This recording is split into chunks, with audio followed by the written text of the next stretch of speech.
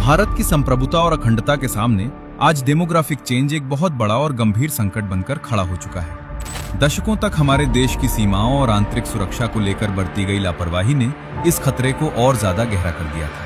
लेकिन अब केंद्र में एक ऐसा दृढ़ नेतृत्व है जो समस्याओं को टालने के बजाय उन्हें जड़ से खत्म करने का साहस रखता है। इसी राष्ट्रीय चेतना के अंतर्गत 15 अगस्त 2025 को लाल किले से प्रधानमंत्री श्री नरेंद्र मोदी जी ने इस सोची समझी साजिश के खिलाफ एक कठोर चेतावनी दी थी। उन्होंने स्पष्ट किया था कि घुसपैठिए हमारे युवाओं की आजीविका छीन रहे हैं, हमारी संस्कृति पर प्रहार कर रहे हैं और हमारी सीमाओं को असुरक्षित बना रहे हैं। उनको बख्शा नहीं जाएगा। षड्यंत्र के तहत, सोची समझी साजिश के तहत देश की डेमोग्राफी को बदला जा रहा है और ये घुसपैठिए मेरे देश के नौजवानों की रोजी रोटी छीन रहे हैं। एक घुसपैठिए मेरे देश की बहन बेटियों को निशाना बना रहे हैं। ये बर्दाश्त नहीं होगा।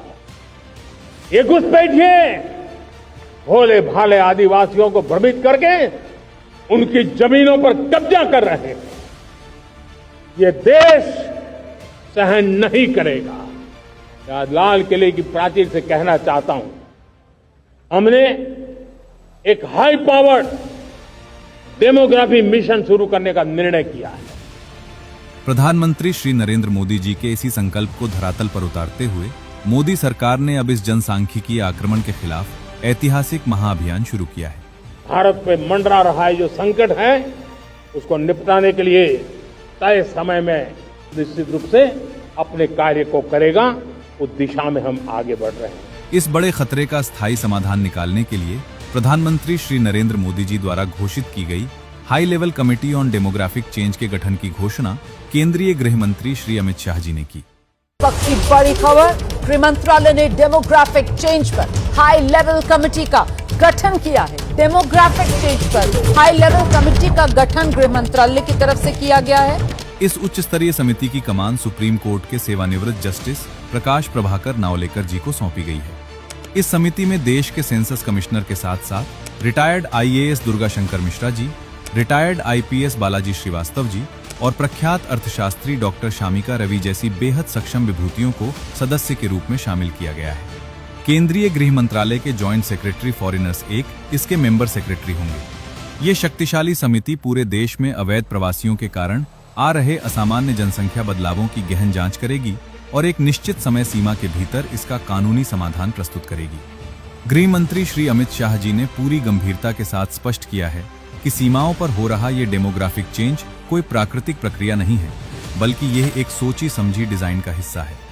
अवैध घुसपैठ के कारण असम में मुस्लिम आबादी का हिस्सा, जो वर्ष 1951 में केवल 24.68% था, आज बढ़कर लगभग 40% तक पहुंच गया है।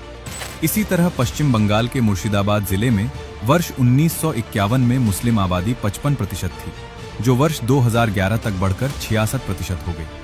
इसके ठीक विपरीत हिंदू आबादी के प्रतिशत में लगातार बड़ी गिरावट दर्ज की गई। जनसंख्या वृद्धि की ये रफ्तार इतनी अस्वाभाविक है कि ये खुद बांग्लादेश की सामान्य विकास दर से भी कहीं ज्यादा है। रिपोर्ट्स और दस्तावेजों से इन घुसपैठियों के जिस खतरनाक मोडस ऑपरेंडी का पर्दाफाश हुआ है, वो रोंगटे खड़े कर देने वाला है। झारखंड के संथाल परगना और साहिबगंज जैसे आदिवासी क्षेत्रों में ये घुसपैठिए गरीब आदिवासी परिवारों को डेट ट्रैप में फंसाते हैं। मात्र 5,000 रुपए का छोटा सा कर्ज देखते ही देखते 50,000 रुपए के भारी भरकम बोझ में बदल दिया जाता है।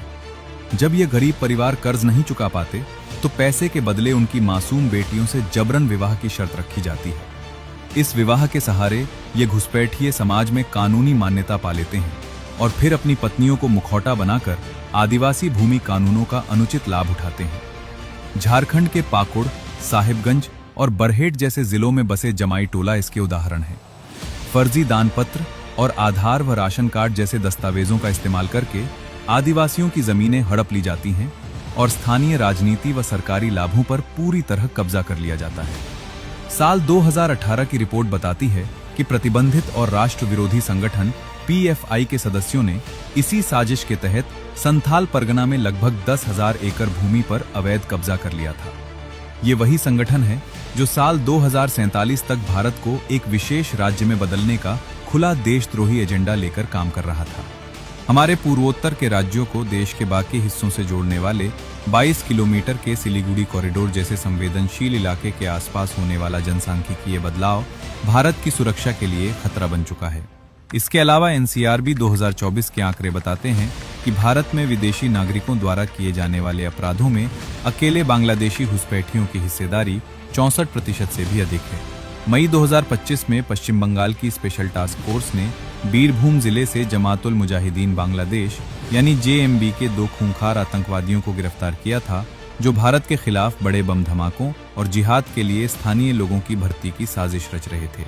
ये साबित करता है कि ये घुसपैठ सिर्फ रोजगार की तलाश नहीं, बल्कि भारत के खिलाफ एक सुनियोजित आतंक का जरिया है। पिछली सरकारों ने दशकों तक वोट बैंक के लालच में इस गंभीर खतरे की तरफ से अपनी आंखें मूंद रखी थीं। कांग्रेस और उसके सहयोगियों की तरह केवल हवा में बातें करने और समस्या को टालने के बजाय मोदी सरकार इस लड़ाई को उसके तार्किक और स्थायी अंत तक लेकर जा रही है। मोदी सरकार ने इस जनसांख्यिकीय आक्रमण के खिलाफ अब जीरो टॉलरेंस की नीति अपना ली है। गृह मंत्री श्री अमित शाह जी ने साफ शब्दों में निर्देश दिया है कि हर एक घुसपैठिए की पहचान की जाएगी और उन्हें देश से बाहर निकाला जाएगा। हमारी सरकार का संकल्प है देश भर से एक एक घुसपैठिए को चुन चुन कर देश के बाहर निकालना।